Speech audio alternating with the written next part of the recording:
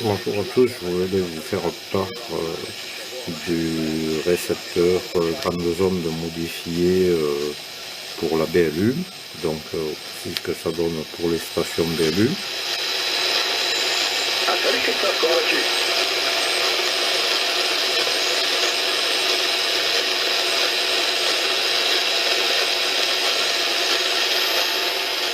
Il y a beaucoup de bruit parce que ma seule antenne que je dispose, c'est cette rangée ici, c'est tout ce que j'ai comme antenne.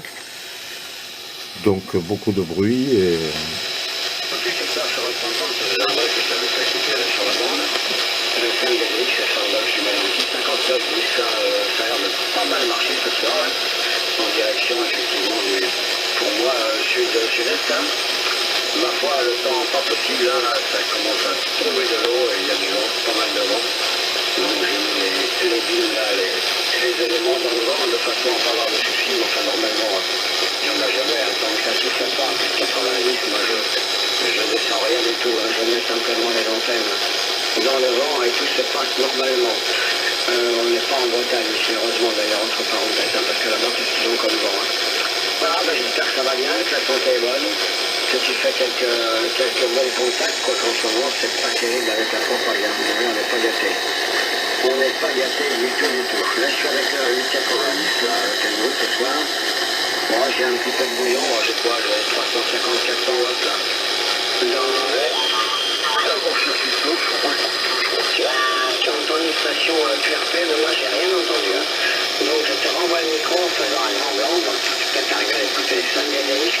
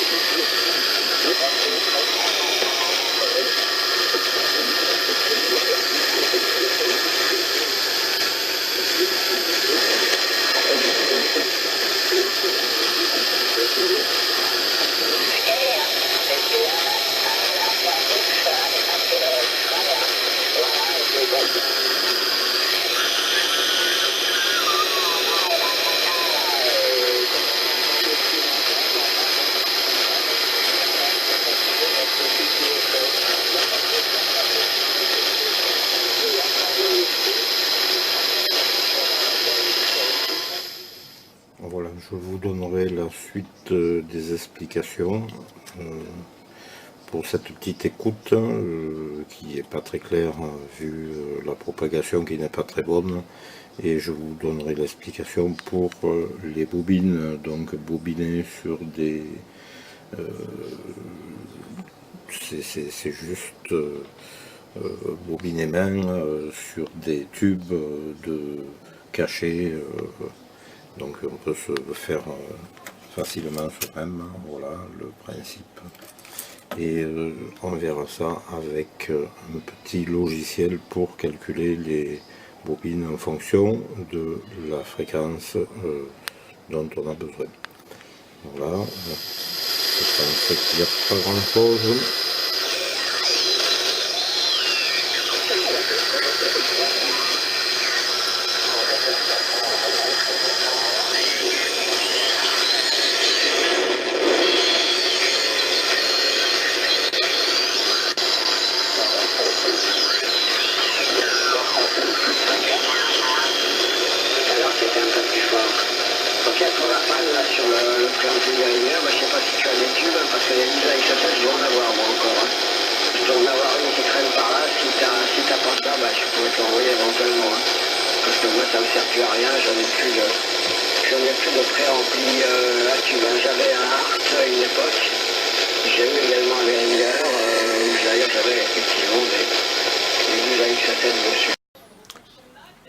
Voici donc le petit logiciel pour calculer les circuits accordés.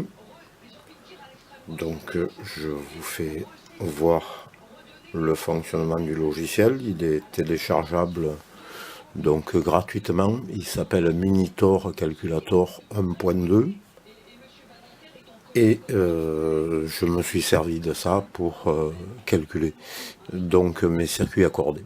On ouvre donc, quand on a téléchargé, on choisit la langue, on ouvre donc le circuit oscillant. Donc ici,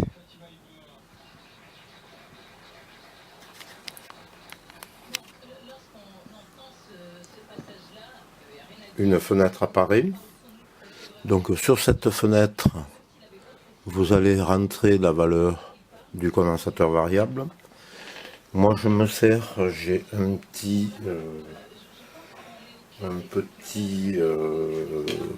capacimètre, inductancemètre que je m'étais fait il y a quelques années de ça. Donc c'est à l'aide d'un pic. Voilà donc le truc comment il est.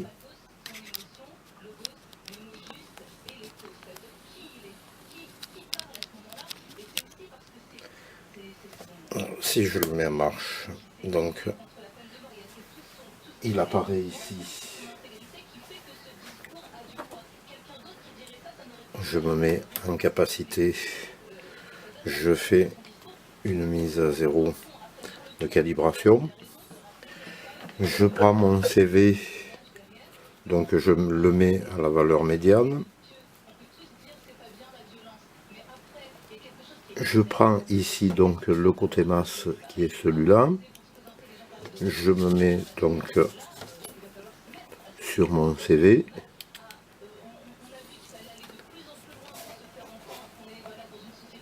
Et il apparaît la valeur donc qui est de 184 picots. Donc sur la valeur médiane. Donc une fois qu'on a fait ça, on va après sur le logiciel.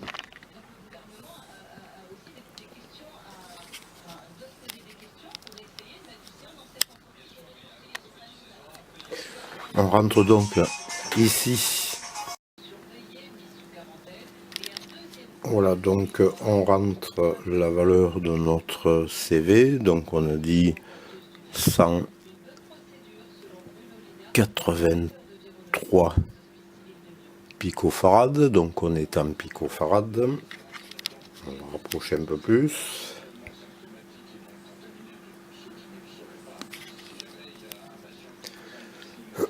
Donc on va rentrer la fréquence médiane en mégahertz.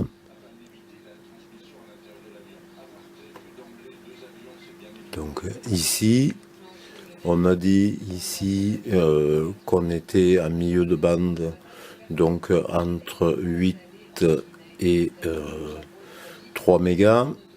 Donc ça nous fait, allez, on va mettre à la louche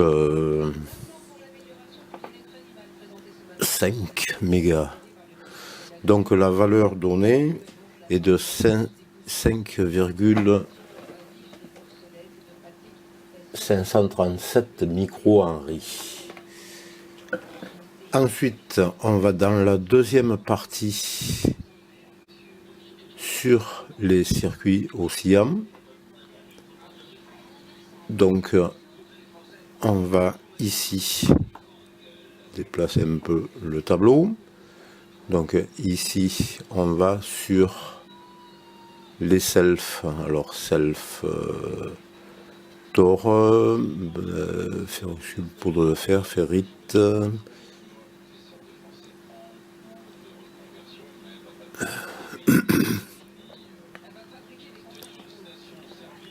bobine AR. Donc une fois qu'on est dans, pardon pour le chat dans la gorge, alors on va mettre ici la valeur inductive. Donc on a dit 5,537 micro-henry. Le diamètre, donc on va prendre le diamètre extérieur du tube qu'on a trouvé. Donc comme moi j'ai trouvé un tube médical, j'avais trouvé qu'il faisait 2 cm. Donc on va rentrer de 20 mm. La longueur, on va dire 20 mm. Donc ça nous donne le nombre de tours, 19,9 tours.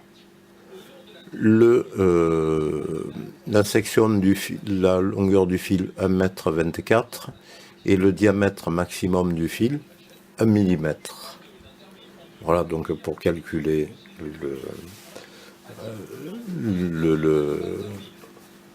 la bobine accordée. Donc c'est un circuit qui va être accordé sur la fréquence qu'on a été désiré par rapport au milieu de bande. Donc comme moi mon récepteur fonctionne de 5 à de 3 mégas à 7 mégas et demi, même voire 8, j'avais prévu un peu plus large 8. Donc ça nous permet de faire fonctionner le poste radio sur les 2 bandes, donc 80 mètres et 40 mètres pour écouter les radios amateurs. Voilà donc pour ce calcul. Donc le schéma que j'ai modifié, il n'y a pas grande modification, j'ai un peu amélioré le truc. Au niveau, j'ai changé le transistor ici, qui était un AC 126, donc le problème c'était problème d'emballement thermique. J'ai remplacé par un BC 205 qui est un bêta 260. Donc comme on avait dit qu'il y a un courant de 1 mA qui circulait dans la résistance de 1 kg ici. On a déterminé le gain par tout simplement en prenant le courant multiplié, et on arrive à trouver la valeur de la résistance de collecteur. Donc ici pour le bêta, on calcule la résistance de collecteur ici, qui va être multipliée par la résistance la résistance de base de contre-réaction, qui sert de contre-réaction, multipliée par la valeur du courant d'émetteur. Donc ici on a déterminé 1 mA, donc 1 kg. Donc ce qu'on va faire, on va multiplier le bêta, qui est de 160 par 1 kg, ce qui va nous donner 160 kg pour la résistance de contre-réaction. C'est un système un peu empirique, mais qui fonctionne très bien pour faire un petit ampli comme ça, et qui marche. On ne peut pas dire que ce soit un ampli sans distorsion, c'est pas de la hi-fi, c'est de la radio. La bande passante, elle est pour les grandes ondes de 5 kg, il ne faut pas non plus tomber dans l'exagération. Donc ce que j'ai fait ici, j'ai mis une résistance pour augmenter le gain avec un condensateur à la masse. Voilà donc le supplément qui a été rajouté. Ici une résistance de 1 kg qui vient en série pour éviter la saturation par l'écrêtage sur le tube ici. Donc ça limite l'écrêtage. Ensuite, sur cette partie, rien n'a été touché. Donc ici, il y a les tensions de grille qui sont des valeurs négatives. C'est la valeur qui est faite par le faisceau d'électrons qui génère une tension négative sur la grille par la cathode qui est chauffée. Ensuite, donc ici, il y a eu un condensateur de 15 picots qui a été rajouté, donc pour amener le signal sur la grille de l'oscillateur. Donc l'oscillateur ici, j'ai mis ce circuit accordé. Alors ici, selon le CV, on a plus ou moins de tours. Il faut faire une prise de prélèvement donc pour la réaction de cathode. Là, elle est à 7 tours. Sur la partie ici HF entrée, donc j'ai mis un circuit accordé pour rendre le système le plus sélectif possible. Donc avec l'identique, puisqu'on est sur la même fréquence, hein, on n'a pas de fréquence intermédiaire, donc ici le circuit doit résonner à la même fréquence que ce circuit ici. Donc pour changer, moi, mon récepteur fonctionne sur grandes ondes, petites ondes et les ondes décamétriques. Donc on va mettre un commutateur qui va sélectionner la bobine en fonction de la fréquence qu'on a désirée. Donc ici on a notre circuit accordé. Comme c'est du super réaction, on a un potentiomètre ici pour limiter le gain, sinon on a des risques de saturation de l'oscillateur. Donc pour baisser le signal HF. Voilà donc pour ça. Ensuite, je vous parlerai prochainement d'un petit récepteur FM que je suis en train de potasser, muni d'un microcontrôleur. Voilà le truc, les Bosch. Il y a donc c'est un Arduino. Le petit circuit intégré, c'est livré sur une petite plaquette qui est comme ça. Hein, voilà donc le truc comme ça se compose. Il y a un quartz à l'arrière. Le petit circuit intégré donc ici à l'avant. Ça fonctionne en bus I2C. Ça permet de décoder le RDS et donc la stéréo. Et donc toute la bande FM classique. Donc on va mettre en marche. Comme la rose rouge qu'elle a posée sur ma pointe. Alors la sélection, moi c'est à l'état des Bosch.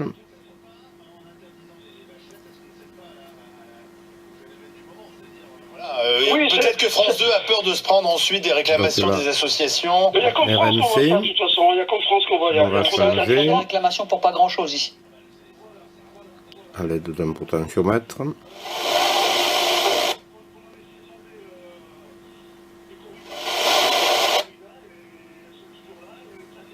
Justifier mon athée, parce que je suis en effet athée. Mais si je peux Voilà, m'expliquer donc, rapidement on a là-dessus, possibilité moi je me de définis mettre comme plusieurs athée, non stations en dogmatique mémoire. et fidèle.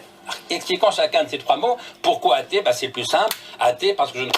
Voilà, ça fonctionne sous 5 volts. Alors le circuit est très simple. Un Arduino, notre petit circuit donc qui est sur la petite plaquette ici. Donc ici ce petit circuit est adressé en bus I2C. Ensuite un potentiomètre pour sélectionner la bande, un afficheur OLED et deux résistances, quelques condensateurs de découplage. Et puis voilà, le tour est joué. Je vous ferai part donc du truc. Ce n'est pas de moi, je n'ai rien inventé là-dessus. Je ne fais que modifier, c'est tout. Donc si ça vous intéresse, la prochaine vidéo sera qui traite ce sujet-là. Je vais vous faire voir donc aussi pour les gens qui voudraient calculer un cadre à air. Alors pour calculer le cadre à air, donc on utilise le même logiciel.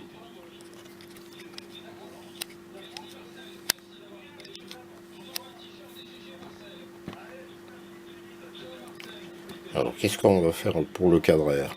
Donc on va déjà rentrer la fréquence et la valeur médiane de la capacité, et la valeur médiane, là j'ai pris le cas des grandes ondes.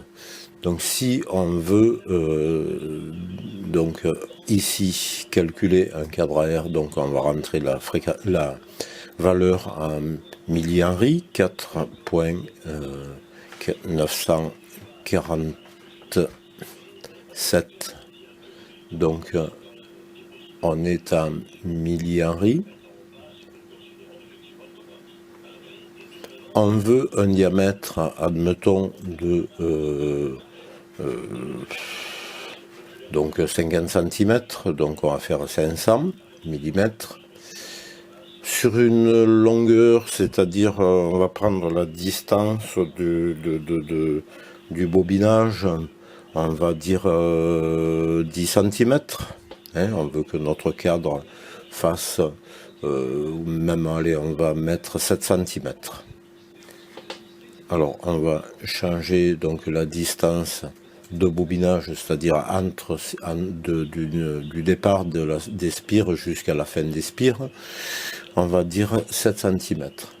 Donc ça nous donne 55 tours avec une longueur de 86 mètres et le diamètre maximum du fil de 0 mm 127.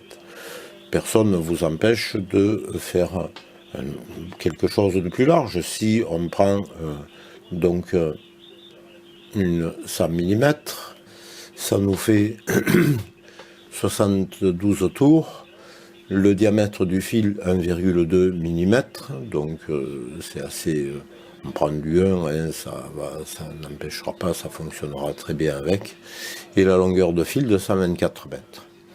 Voilà donc pour un cadre à air, avec donc ici la valeur du CV, ici la fréquence médiane en kHz du travail, donc c'est-à-dire des grandes ondes, et la valeur en millihenry ici.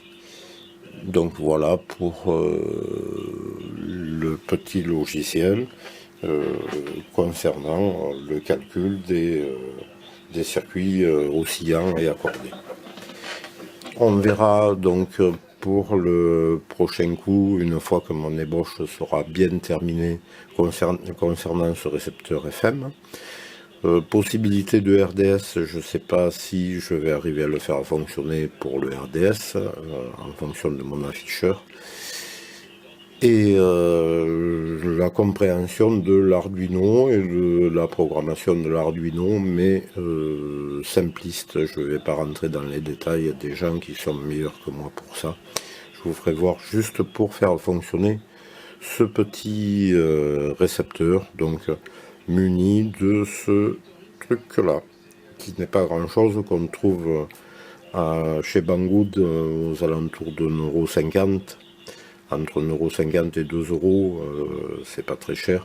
Et un Arduino coûte à peu près le même prix, donc ça vous fait un récepteur FM que vous avez fait vous-même et qui revient très peu cher. Bon, je vous dis à la prochaine vidéo.